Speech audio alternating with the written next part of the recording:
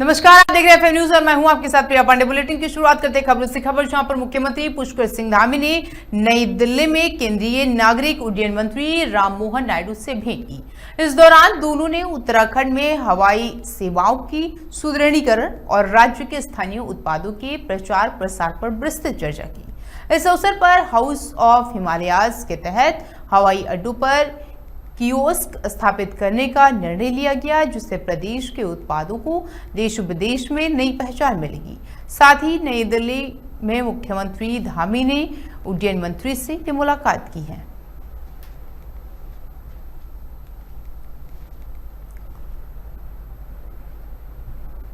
तो ये खबर जहां पर सीएम धामी ने उड्डयन मंत्री से मुलाकात की और इस दौरान प्रचार प्रसार के लिए कई अहम मुद्दों पर बातचीत भी की है। तो ये खबर नई दिल्ली से है, जहां पर मुख्यमंत्री धामी ने उड्डयन मंत्री से मुलाकात की। हवाई सेवाओं के सुदृढ़ीकरण पर चर्चा हुई है। हाउस ऑफ हिमालयाज के तहत हवाई अड्डों पर कियोस्क किया।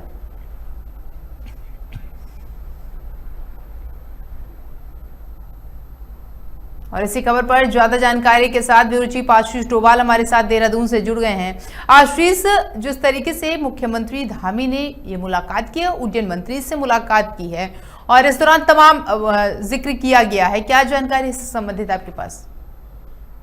बिल्कुल प्रिया, कल जो है सीएम धामी ने दिल्ली में जो नागरिक उड्डयन मंत्री हैं उनसे मुलाकात की है और उत्तराखंड में जो हेली सेवाएं हो, चाहे जो जौलीग्रांट में रात्रि हेली सेवा शुरू करने को लेकर उन्होंने रिक्वेस्ट की है केंद्रीय मंत्री से। इसके साथ साथ जो उत्तराखंड की 4 धाम यात्रा है वो उसको कहीं ना कहीं इससे सुविधाजनक होगी और जो हाउस ऑफ हिमालयाज के जो आउटलेट हैं वो सभी जो हवाई अड्डे हैं, हवाई जहाँ से हवाई उड़ाने उड़ते हैं, तो वहां पर खोलने की उन्होंने मांग की है। कहीं ना कहीं जो केंद्रीय मंत्री ने आश्वासन दिया है कि उत्तराखंड हेली सेवा के क्षेत्र में जितनी भी हर संभव मदद होगी वो करेंगे। जी आशीष, ये भी साझा कीजिएगा, कहा जा रहा है कि स्थानीय उत्पादों के प्रचार प्रसार पर भी विस्तृत चर्चा की गई है। बिल्कुल, उत्तराखंड के जो स्थानीय उत्पाद हैं उन्हें हाउस ऑफ हिमालयाज ब्रांड के तौर पर आउटलेट जगह जगह पहले से ही संचालित उत्तराखंड सरकार की ओर से किए जा रहे हैं और अब मुख्यमंत्री पुष्कर सिंह धामी की ये पहल है कि इसे और जो हवाई अड्डे हैं वहां पर भी शुरू किया जाए, ताकि उत्तराखंड के जो उत्पाद हैं वो देश विदेश में सभी जगहों को तक पहुंच सके। जो ऑर्गेनिक जो चीजें उत्तराखंड की हैं वो कहीं ना कहीं जो ऑर्गेनिक प्रोडक्ट्स हैं जो अभी कहीं ना कहीं उतने ऊपरी स्तर पर नहीं पहुंच पाए हैं, इसके तहत जो उत्पाद है उनको देश विदेश में एक अलग पहचान मिलेगी, एक नई पहचान मिलेगी। जी बिल्कुल, इससे हाउस ऑफ हिमालयाज के माध्यम से तमाम जो उत्तराखंड के ऑर्गेनिक प्रोडक्ट हैं, चाहे वो मंडुआ हो, झंगोरा हो, और जो जिनमें कहीं ना कहीं जो हाई प्रोटीन है, तमाम जो पोषक तत्व हैं जो मानव जीवन के लिए काफी फायदेमंद हैं। लोग तमाम बीमारियों से जूझ रहे हैं आज की डेट में, चाहे शुगर हो, बीपी हो, हार्ट के पेशेंट हो, तो जो ये कहीं ना कहीं उत्तराखंड की जो ऑर्गेनिक चीजें हैं वो हाउस ऑफ हिमालयाज के माध्यम से देश विदेश में पहुंचे, लोगों तक शुद्ध चीजें पहुंचे। जो आजकल कहीं ना कहीं केमिकल का दौर लोग झेल रहे हैं, कई ऐसे उत्पाद हैं जिनमें लोग खा तो रहे हैं लेकिन क्या खा रहे हैं ये उनको खुद पता नहीं होता है। लेकिन जो उत्तराखंड की जो ऑर्गेनिक चीजें हैं वो कहीं ना कहीं लोगों तक शुद्ध चीजें पहुंचे, ऐसा कहीं ना कहीं नाम भी देश में उत्तराखंड का हो, तो इसकी पहल कहीं ना कहीं सीएम धामी की ओर से की जा रही है। बिल्कुल। और आशीष, जो चर्चा की गई है हवाई सेवाओं का अगर हम जिक्र करें, उसके बारे में अगर बात करें तो सुदृढ़ीकरण हवाई सेवाएं ऐसी हैं जो उत्तराखंड में बहुत ज्यादा मायने रखती हैं, बहुत ज्यादा अहम है। आप कहीं पर भेज जाना है तो हवाई सेवाओं के जरिए, और अगर उस पर चर्चा की गई है तो जाहिर सी बात है आने वाले दिनों में स्थिति बदलती हुई नजर आएगी। बिल्कुल बिल्कुल प्रिया, लगातार मुख्यमंत्री धामी प्रयास कर रहे हैं और केंद्रीय मंत्रियों से जो लगातार वो मुलाकात कर रहे हैं। हेली सेवाओं को कहीं ना कहीं बीच में उत्तराखंड में तमाम जो हादसे हुए, हेली क्रैश हुए, कई जगह दिक्कतें आई, लेकिन जो है हेली सेवा के माध्यम से चार धाम यात्रा लोग कर रहे हैं और अब भी दोबारा से काउंटर खुल चुके हैं और कई 4200 से ज्यादा रजिस्ट्रेशन हो चुके हैं। जो हेली सेवाओं की बुकिंग को लेकर कहीं ना कहीं अब उत्तराखंड में विस्तार दिया जाएगा। दूसरे चरण की जो चार धाम यात्रा है, इसके साथ साथ जो नाइट सर्विस कहीं ना कहीं जौलीग्रांट एयरपोर्ट पर शुरू करने की बात सीएम धामी ने जो है केंद्रीय मंत्री से की है और अब देखना होगा भविष्य में क्या क्या निर्णय जो है केंद्र की तरफ से उत्तराखंड के पक्ष में आते हैं। जी आशीष, ये भी हम आपसे जानने की कोशिश करेंगे, जब हम हेली सेवाओं की बात करते हैं, हेली चीजों की बात करते हैं, तो वहां पर वो चीजें बहुत ज्यादा अहम हो जाती हैं, जैसा भी आप जिक्र कर रहे थे बीते दिनों क्या कुछ हुआ था, तो उसको लेकर के स्थिति पूरी तरीके से बदलती हुई नजर आएगी। बिल्कुल, उन चीजों की भी जांच की जा रही है। कहीं ना कहीं जो उत्तराखंड में यूकाडा है, चाहे केंद्र से जहां पर हेली सेवाओं पर जो डीजीसीए नजर रखता है, वो उस पर और कहीं ना कहीं जो टेक्निकल दिक्कतें हैं वो ना आए। और जैसा कि पिछले दिनों आपने देखा होगा गंगोत्री के पास एक हेली क्रैश हुआ था, उसके बाद केदारनाथ जाते वक्त 2-3 हेली क्रैश हुए हैं। एक लैंडिंग के टाइम पर एम्बुलेंस क्रैश हुई। हालांकि सभी जो है क्रैश के समय पे हताहत कम लोग हुए थे, लेकिन 2-3 मामले ऐसे आए जिन पे सवाल तमाम उठने लगे कि उत्तराखंड में बिल्कुल आशीष, और जिसको लेकर के ये चर्चा करना बहुत जरूरी था। आशीष, बने रहिएगा आप हमारे साथ, अगली खबर पर भी आपसे जानकारी लेंगे। और खबरों में आगे बढ़ते हैं तो उत्तराखंड में आपदा और ये आई है, उसके बाद से ये जो चार धाम यात्रा थी, जो उत्तराखंड इससे पहले चार धाम यात्रा को शुरुआत होने जा रही है, चूंकि इससे पहले आपदा आई थी और इसको बंद कर दिया गया था। साथ ही यमुनोत्री को जाने वाला मार्ग अब खोला जाएगा और उत्तरकाशी की धराली में आई आपदा के बाद से गंगोत्री और यमुनोत्री धाम जाने वाला हाईवे बुरी तरीके से क्षतिग्रस्त हो गया था, जिसके चलते यात्रा प्रभावित हुई थी। प्रशासन की ओर से सड़क मार्ग को ठीक करवाया गया।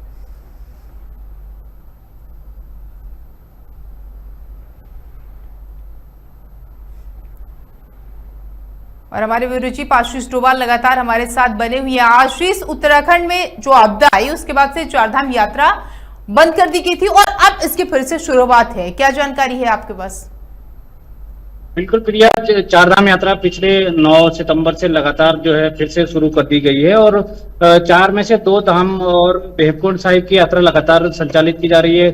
जो है गंगोत्री धाम में भी श्रद्धालु लगातार पहुंच रहे हैं और इसके अलावा यमुनोत्री धाम में आज शुरुआत हुई है और कहीं ना कहीं जो दिक्कतें आ रही थी, बरसात इसमें बाधा बन रही थी, जगह जगह रोड ब्लॉक हो रहे थे और अब कहीं ना कहीं सभी धामों में देश विदेश से यात्री पहुंच रहे हैं, विदेशों के यात्रियों के दल भी पहुंच रहे हैं और कहीं ना कहीं यमुनोत्री में थोड़ी दिक्कतें आ रही थी। स्याना चट्टी के आसपास बार बार रोड ब्लॉक हो रहा है और गंगोत्री में नालू पानी के पास जो है डेंजर जोन बना हुआ है, वहां पर बार बार जो है रोड ब्लॉक हो रही है, खुल रही है। तो फिर भी जो यात्री हैं उनकी आस्था नहीं दिख रही है। कहीं ना कहीं मौसम इतना जो है कहीं ना कहीं मौसम की मार, आफत की बारिश बरस रही है, फिर भी जो श्रद्धालु हैं वो पहुंच रहे हैं और कहीं ना कहीं चारधाम की यात्रा फिर से दूसरे चरण की जो यात्रा होती है सितंबर में, वो फिर से जो है अपनी पटरी पे धीरे धीरे आने लग गई है। आशीष, ये भी साझा कीजिएगा, तकरीबन कितना दिन हो गया है, कितने दिन तक इस यात्रा को बंद कर दिया गया था और अब कितने दिनों के बाद, क्या कोई इसका आंकड़ा है, कितने दिनों के बाद इसकी फिर से शुरुआत की गई है? बिल्कुल प्रिया, जब 5 अगस्त को पिछले माह जब धराली में इतना बड़ा जो इंसिडेंट हुआ, सभी देश विदेश सभी के सामने है, जो वहां पे फ्लड आया, पूरा धराली बाजार और गांव पूरा तबाह हो गया। उसके बाद लगातार जो आपदाएं आती रही, तो कहीं ना कहीं उसके तुरंत उसी समय कहीं ना कहीं सभी धामों की यात्रा धीरे धीरे बंद कर दी गई थी। हालांकि कई बार केदारनाथ धाम जाने के लिए लोग जो है पुलिस के सामने भी प्रदर्शन करने लगे, गुप्त काशी से तस्वीरें सामने आई, झड़प भी हुई लोगों की, लेकिन फिर भी जो है उत्तराखंड सरकार ने निर्णय लिया कि बरसात में ऐसा जोखिम भरा सफर किसी के लिए भी ठीक नहीं है। इसलिए जो है पिछले 1 माह से करीब सितंबर के 8-9 तारीख से पिछले 8-9 तारीख से फिर से शुरू कहीं ना कहीं चारधाम यात्रा शुरू कर दी गई थी और इनमें 2 धामों की अभी भी जो है दिक्कतें तमाम सामने आ रही हैं। ठीक है आशीष, बने रहिएगा आप हमारे साथ, अगली खबर पर भी आपसे जानकारी लेंगे। और खबरों में आगे बढ़ते हैं तो उत्तराखंड के चार धाम में प्रकृति आपदा का असर यात्रियों की आस्था पर साफ दिख रहा है। यमुनोत्री हाईवे बंद होने से यात्री खराड़ी में बैरिकेडिंग लगाकर रोके गए हैं। टूटे रास्तों के बावजूद लोग पैदल यात्रा कर रहे हैं, लेकिन जगह जगह फंसे यात्रियों का धैर्य टूट रहा है। एक महिला यात्री ने गंगोत्री यात्रा में पुलिस प्रशासन पर पास के नाम पर वसूली का आरोप भी लगाया। यात्रियों का कहना है कि उनका बजट खत्म हो रहा है, लेकिन दर्शन अभी अधूरे हैं।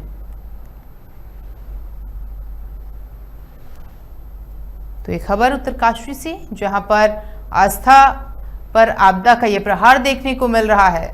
उत्तरकाशी में सड़कें टूटी हैं और यात्रा व्यवस्था पूरी तरीके से ठप है।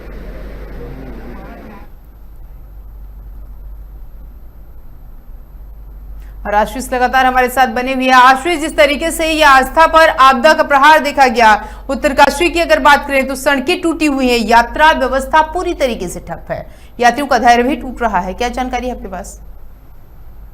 बिल्कुल प्रिया, लोग चार धाम यात्रा के लिए पहुंच रहे हैं और लगातार पहुंच रहे हैं। फिर भी जो है जो दो धामों की यात्रा में जो यात्री और श्रद्धालु हैं उनको दिक्कतों का सामना कहीं ना कहीं करना पड़ रहा है। गंगोत्री की जो बात सामने आ रही है, वहां पर जगह जगह रोड ब्लॉक हो रही है, तो लोगों को कहीं ना कहीं पैदल ही रास्ता जो है नापना पड़ रहा है, क्योंकि वाहनों की आवाजाही नहीं हो पा रही है। और ऐसे में यात्रियों को दिक्कत भी हो रही है, क्योंकि उनका जो निर्धारित समय है और जो बजट है वो कहीं ना कहीं पहले ही खत्म हो जा रहा है, और ऐसे में वो दर्शन भी नहीं कर पा रहे हैं और आधे रास्ते में कई लोग फंसे हुए हैं। तो धीरे धीरे ऐसी स्थितियां बरसात के कारण सभी के सामने आ रही है, और फिर भी जो श्रद्धा है वो कहीं ना कहीं लोगों के जो मन में बनी हुई है, और फिर भी लोग यात्री पहुंच रहे हैं और यात्रियों की भीड़ बिल्कुल आशीष, और एक समय होता है जो हर यात्री, हर श्रद्धालु एक समय लेकर के हफ्ते या 10 दिन का निकलता है, उसी हिसाब से उसका बजट भी होता है।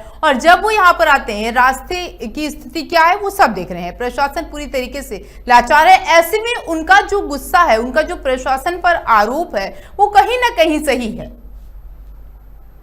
बिल्कुल प्रिया, हो सकता है ऐसे मामले जैसे बयान सामने आ रहे हैं, कहीं ना कहीं पुलिस अगर वसूली कर रही है तो कहीं ना कहीं बहुत गलत बात है। अगर देवभूमि में ऐसे कहीं ना कहीं देवभूमि की ऐसी संस्कृति नहीं है, और देवभूमि में अतिथि देवो भव की भूमि है, यहाँ पर ऐसा सत्कार सभी का किया जाता है। अगर ऐसा किया जा रहा है तो बिल्कुल गलत है, क्योंकि एक तरफ से तो लोग पहले ही परेशान है, आपदा के कारण जो है लोग अपना कई दिनों का अतिरिक्त समय यात्रा में लगा रहे हैं, फिर भी उनको दर्शन नहीं हो पा रहे हैं। तो ये अपने आप में एक बड़ा सवाल है, ऐसा नहीं होना चाहिए। अगर हो रहा है तो ऐसे अधिकारियों या कर्मचारियों के खिलाफ कहीं ना कहीं सरकार को कार्रवाई करनी चाहिए। और जो चार धाम यात्रा में ऐसे में कहीं ना कहीं ऐसा चेहरा उत्तराखंड का देश विदेश में न जाए कि यहाँ पर ऐसी भी लूट जो है की जा रही है आपदा के नाम पर। और जो आशीष श्रद्धालु आ रहे हैं वो कहीं ना कहीं से परेशान हो रहे हैं, उनसे वसूली की जा रही है। ऐसी खबरें कहीं ना कहीं ये राज्य के लिए शर्मनाक जो है वो निकल के सामने आती है। बहुत बहुत शुक्रिया आशीष आपका हमारे साथ जुड़ने के लिए और तमाम जानकारी साझा करने के लिए।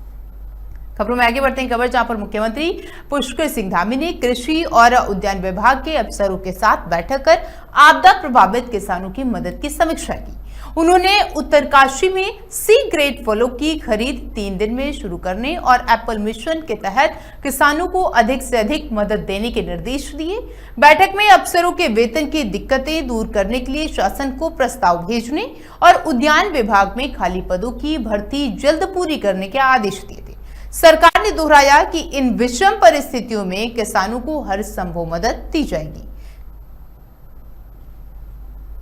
तो ये खबर जहां पर किसानों के साथ सरकार की ये बैठक, और देहरादून की अगर बात करें तो मुख्यमंत्री धामी ने समीक्षा बैठक की है। आपदा प्रभावित किसानों को राहत और सी ग्रेड फलों की खरीद जल्द हो, और इसी के साथ एप्पल मिशन से सहारा भी मिलेगा। खाली पदों पर भर्ती की भी बात की गई है। और खबरों में आगे बढ़ते हैं, खबर देहरादून से, जहां पर कांग्रेस मुख्यालय में प्रेस वार्ता और कांग्रेस नेता हरीश रावत प्रीतम सिंह ने प्रेस वार्ता की है। प्रीतम सिंह ने 2013 में हुई केदारनाथ आपदा का जिक्र किया है। हमने 2013 की आपदा पर काबू पाया, प्रीतम सिंह का कहना है। और 1200 करोड़ राज्य के लिए ऊंट के मुंह में जीरा है प्रीतम सिंह का ये तंज। ये बयान निकल के सामने आया। एलिवेटेड रूट से तावी सरकार बस्तियों को उजाड़ने का काम कर रही है। कांग्रेस बस्ती वालों के साथ खड़ी है। जलवायु परिवर्तन पर कांग्रेस ने काम किया है। तो ये तमाम बड़ी बातें जिनका जिक्र किया गया है और ये प्रेस वार्ता की गई, प्रेस कॉन्फ्रेंस की गई, जहां पर कांग्रेस नेता हरीश रावत, प्रीतम सिंह ने प्रेस वार्ता की है। तो ये पूरी खबर देहरादून से, जहां पर प्रीतम सिंह ने 2013 में हुई केदारनाथ आपदा का जिक्र किया और उसके जरिए सरकार पर निशाना भी साधा। जिस तरीके से मलिन बस्तियों के परिप्रेक्ष्य में राज्य सरकार काम कर रही है, हम उसकी निंदा भी करते हैं। एलिवेटेड रोड के माध्यम से देहरादून के अंदर मलिन बस्तियों को उजाड़ने की बात हो रही है और जब जब मलिन बस्तियों पर कोई आपत्ति आई है, कांग्रेस ने मलिन बस्ती के लोगों के साथ खड़े होने का काम किया है और जब विरोध हुआ तो राज्य सरकार अध्यादेश के माध्यम से जो है मलिन बस्तियों को संरक्षित करने की बात करती आ रही है, लेकिन अब भी स्थिति जस की तस है। जब हमारी सरकार थी लगभग 582 मलिन बस्तियों को चिन्हित किया गया था। और प्रदेश में नई योग नीति लागू होने के बाद योग और वेलनेस सेंटरों का नियमितीकरण किया गया और ये अनिवार्य हो गया है। इस दिशा में हरिद्वार में जिला आयुर्वेद और यूनानी विभाग ने व्यापक कवायद शुरू कर दी है। विभाग की ओर से जिले भर में चल रहे सभी योग केंद्रों पर वेलनेस सेंटरों के संचालकों से संपर्क साधकर उन्हें नई नीति से अवगत कराया जा रहा है। बताया जा रहा है कि जल्द ही सभी योग केंद्रों को सरकार के पोर्टल पर रजिस्टर्ड किया जाएगा, जिससे ये केंद्र नियमों के दायरे में आकर व्यवस्थित रूप से संचालित होंगे।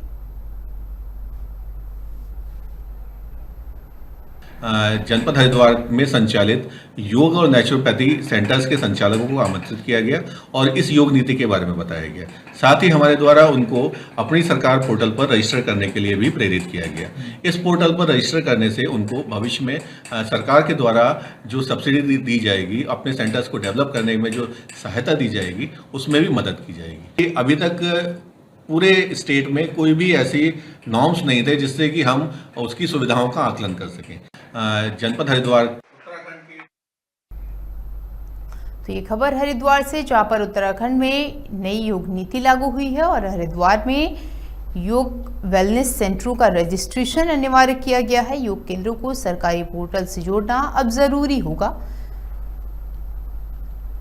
तो ये खबर, जहां पर अब योग केंद्रों को सरकारी पोर्टल से जोड़ना मैंडेटरी होगा, जरूरी होगा और इसी के साथ सरकार के पोर्टल पर सभी केंद्रों को रजिस्टर्ड किया जाएगा, जिससे ये केंद्र नियमों के दायरे में आकर व्यवस्थित रूप से चल सकेंगे। तो उत्तराखंड में ये नई योग नीति लागू और इसी के साथ हरिद्वार में योग वेलनेस सेंटरों का रजिस्ट्रेशन अनिवार्य है। योग केंद्रों को सरकारी पोर्टल से जोड़ना अब जरूरी होगा। वजह ये क्योंकि जब उनको सरकारी चीज़ों से जोड़ दिया जाएगा, पोर्टल से जोड़ दिया जाएगा, तो वो नियमों के दायरे में आ जाएंगे और पूरे काम को व्यवस्थित रूप से संचालित करेंगे। तो उत्तराखंड में योग की नई योग नीति लागू और इसी के साथ इसको लागू किया जाएगा। हरिद्वार से ये पूरी खबर है, जहाँ पर हरिद्वार में योग वेलनेस सेंटरों का रजिस्ट्रेशन अनिवार्य किया जाए। तो योग केंद्रों को सरकारी पोर्टल से जोड़ना अब जरूरी होगा। तो ये खबर आपके साथ हरिद्वार से साझा कर रहे हैं, जहां पर हरिद्वार में योग वेलनेस सेंटरों का रजिस्ट्रेशन अब अनिवार्य होगा, ज़रूरी होगा और योग केंद्रों को सरकारी पोर्टल से जोड़ना होगा। तो उत्तराखंड में योग नीति की ये नई योग नीति लागू हुई है और इसके चलते योग जो सेंटर्स हैं, वेलनेस सेंटर्स हैं, इनका रजिस्ट्रेशन अनिवार्य है और योग केंद्रों को सरकारी पोर्टल से जोड़ना ज़रूरी होगा। वजह यह क्योंकि जब उनको सरकारी पोर्टल से जोड़ दिया जाएगा तो वो नियमों के दायरे में आएंगे और सही ढंग से, व्यवस्थित ढंग से संचालित होगा।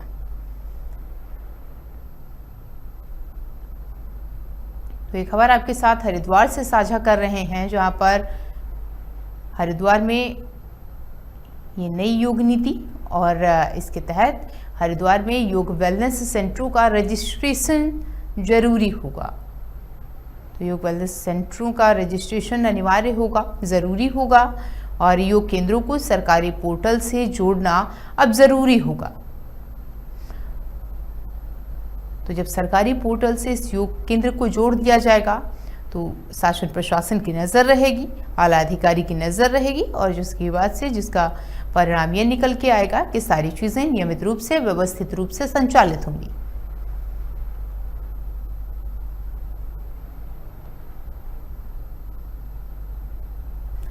तो ये खबर आपके साथ साझा कर रहे हैं हरिद्वार से, जहां पर बताया जा रहा है कि जल्द ही सभी योग केंद्रों को सरकार के पोर्टल पर रजिस्टर्ड किया जाएगा। सारी जानकारी वहां पर मिलेगी और जिसकी वजह से चीजें बेहतर होंगी। और खबरों में आगे बढ़ते हैं तो खबर जहां पर रुद्रपुर के जिला सभागार में अपर जिला अधिकारी कौस्तुभ मिश्रा ने जिला खाद्य सुरक्षा समिति की त्रैमासिक बैठक ली। बैठक में स्पष्ट किया गया कि सरकार और प्रशासन की प्राथमिकता जनता को शुद्ध और सुरक्षित खाद्य सामग्री उपलब्ध कराना है। एडीएम ने खाद्य पदार्थों की नियमित जांच और सैंपलिंग के निर्देश दिए। साथ ही त्योहारों को देखते हुए दूध, पनीर, खोया, तेल और घी पर विशेष अभियान चलाने को कहा। तो एडीएम ने छापेमारी कर मिलावटखोरी पर सख्त कार्रवाई करने के निर्देश दिए। बैठक थी इसमें जिलाधिकारी महोदय द्वारा विशेष रूप से त्योहारी सीजन को देखते हुए ये निर्देश दिए गए हैं कि जो भी इस तरीके की सैंपलिंग हो एक तो उनको बढ़ाया जाए। इसके साथ ही कुछ सोशल मीडिया प्लेटफॉर्म में जो हमारा ऐप है, टोल फ्री नंबर है, इसके भी प्रचार प्रसार किया जाए ताकि लोगों कंज्यूमर भी अवेयर हो। अगर उनको लगता है कि इस तरीके में कोई कमी हो रही है या गुणवत्ता नहीं है या कुछ मिलावट है तो कम से कम उनको एक फोरम मिले कि टोल फ्री नंबर पर शिकायत की जा सके या ऐप के माध्यम से कंसर्निंग अथॉरिटीज़ को बताया जा सके।